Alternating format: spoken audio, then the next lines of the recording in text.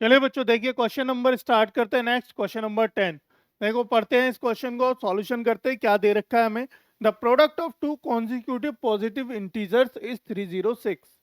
Product दे रखा है किसका? मल्टीप्लीकेशन दे रखा है किसका? पॉजिटिव इंटीजर्स का। पॉजिटिव इंटीजर्स मतलब क्या होते हैं? इंटीजर्स क्या होते हैं पता है ना आपको? ये बात तो, इंटीजर्स क्या होते हैं? Plus minus one, plus minus two, plus minus three, plus minus four, plus minus, मतलब प्लस की वैल्यूज भी और माइनस की वैल्यूज भी। लेकिन यहाँ किसकी बात कर रहा है? पॉजिटिव इंटीजर की बात कर रहा है, यानी कि पॉजिटिव इंटीजर की बात कर रहा है। पहली बात तो हो गई कि माइनस की वैल्यू तो नहीं होगी, है ना? माइनस की वैल्यू तो होगी नहीं।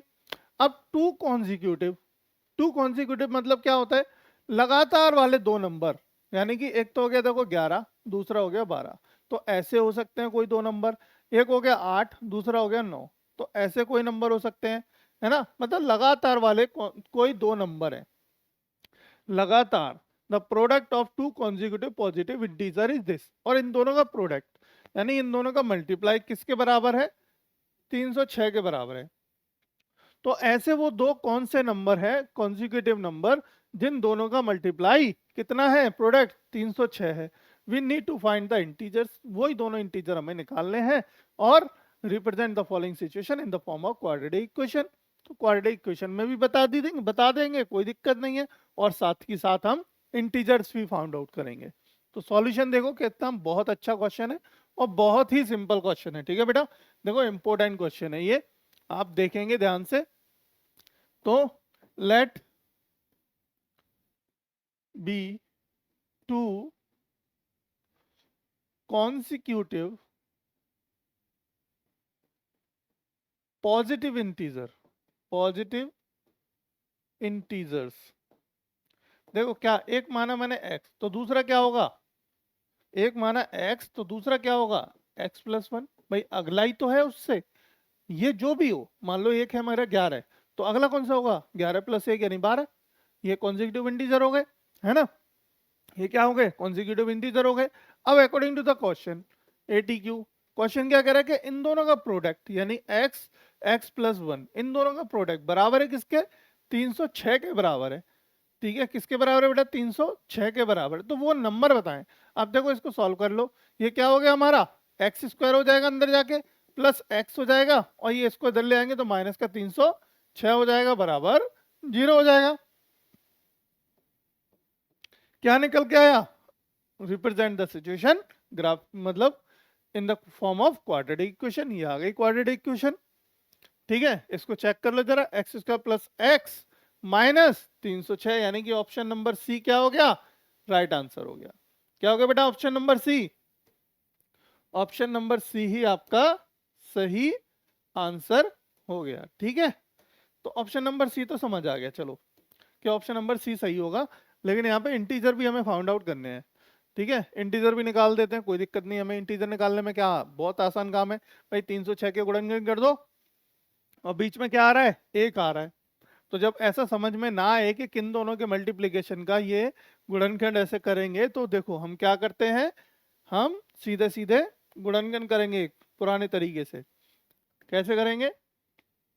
यहाँ देखो कितना दे रखा है? 306 दे रखा है बेटा। डिवाइड करो दो से, दो एकम दो, न जाने का इसमें तो सॉरी, दो एकम दो, एक बचेगा, दो पंजे 10 हो गया और दो तिया 6 हो गया।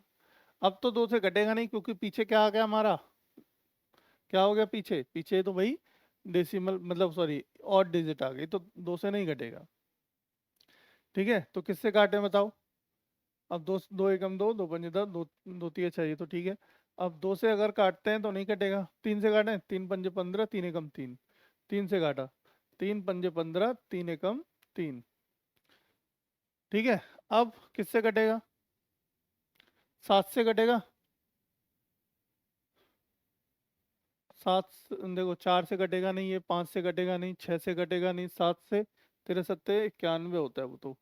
ठीक है, नहीं कटेगा। तो किससे कटेगा भाई? तीन से, तीन एकम तीन से कट जाएगा, तीन एकम तीन, क्या बचा? दो, तीन सत्ते 21।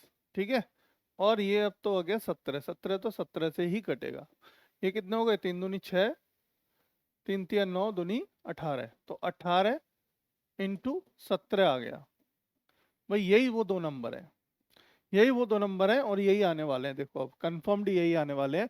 18 दूनी 17, यानी 18 में से एक गया तो क्या बचा आपका, एक बचा। 18 में से 17 गया तो एक बचा। कंडीशन आ गई हमारे पास, और 18 17 गुणा करेंगे तो क्या होगा हमारा 306 आएगा।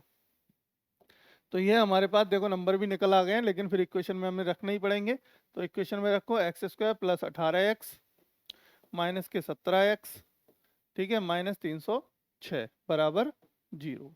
अब एक्स स्क्वायर, एक्स कॉमन लेंगे यहाँ पे, क्या लेंगे एक्स कॉमन लेंगे, क्या बचेगा एक्स प्लस 18, है ना, माइनस का एक्स कॉमन लेंगे, 17 कॉमन लेंगे, माइनस का 17 कॉमन लेंगे, तो अंदर बचेगा x माइनस, अब ये किसका मल्टीप्लिकेशन है, ये दोनों हमारा 17 इंटू 18 का ही तो मल्टीप्लिकेशन है। तो 17 हमने बाहर ले लिया, तो अंदर क्या बचा प्लस का 18 बचा बराबर 0। ठीक है, एक हो गया देखो x प्लस 18 और एक हो गया x माइनस 18, x माइनस 17 बराबर 0। अब इसको बराबर 0 रखोगे तो x का मान कितना मिलेगा आपका, x का मान मिलेगा 17 प्लस का, और इसको 0 के बराबर रखेंगे तो x का मान क्या मिलेगा माइनस का 18। अब हमारे पास क्योंकि पॉजिटिव इंटीजर है तो इसको तो लेंगे नहीं, है ना, ये तो कट गया, क्योंकि हमें क्या लेके चलना है टेकिंग पॉजिटिव इंटीजर। हमने क्या करना है taking positive integer, positive integer की तो बात हो रही थी, पॉजिटिव इंटीजर। अब पॉजिटिव इंटीजर क्या है यहाँ पे हमारे पास, x की वैल्यू कितनी आई है 17 आई है। तो पहला नंबर क्या हो गया हमारा फर्स्ट नंबर, और दूसरा नंबर क्या होगा, दूसरा नंबर होगा हमारा x प्लस 1। तो x की वैल्यू कितनी है 17 प्लस 1 बराबर 18। तो दूसरा सेकंड नंबर क्या हो गया, ये हो गया हमारा सेकंड नंबर। ठीक है, तो यही हमारे कॉन्जिक्यूटिव नंबर क्या हो गए, therefore the consecutive number be 17 and 18, 17 and 18 हमारे कॉन्जिक्यूटिव नंबर्स निकल आए। समझ में आया क्वेश्चन, देखो इजी था, बहुत अच्छा क्वेश्चन था और इजी भी था, सिंपल क्वेश्चन था ये, इसमें ज्यादा कुछ था ही नहीं। और जो पहले इससे हमने किया था वो तो बुक के आपके इंट्रोडक्शन में ही दे रखा था, इंट्रोडक्शन में आपको समझाया हुआ था, लेकिन फिर भी हमने दोबारा से आपको समझा दिया और करा भी दिया। देखो बुक में देखोगे ना, एनसीईआरटी की बुक में, एनसीईआरटी में आपको ये क्वेश्चन मिलेगा देखने को, और ये वहां पे आपको देखो सिर्फ इक्वेशन तक दिया है, सॉल्यूशन भी नहीं कराया है। ठीक है, क्योंकि वहां पे उतना सिखाया नहीं आपको, पहले इक्वेशंस में कन्वर्ट करना सिखा रहे हैं सिनेरियोज को, उसके बाद आपको पूरा सिखाएंगे। लेकिन हम यहाँ पे आपको दोनों चीजें यहीं से साथ के साथ सिखा रहे हैं, ताकि इन क्वेश्चंस के भी आपको प्रैक्टिस हो जाए, और यही क्वेश्चन अगर एग्जाम में आ जाए तो आप वो करके आ सकें। ठीक है बेटा, तो समझ में आया, आगे बढ़ते हैं। देखो और अच्छे अच्छे क्वेश्चन लेके आते हैं, और अच्छे क्वेश्चंस करते हैं, बने रहिए, बस जुड़े रहिए, ठीक है, जल्दी से।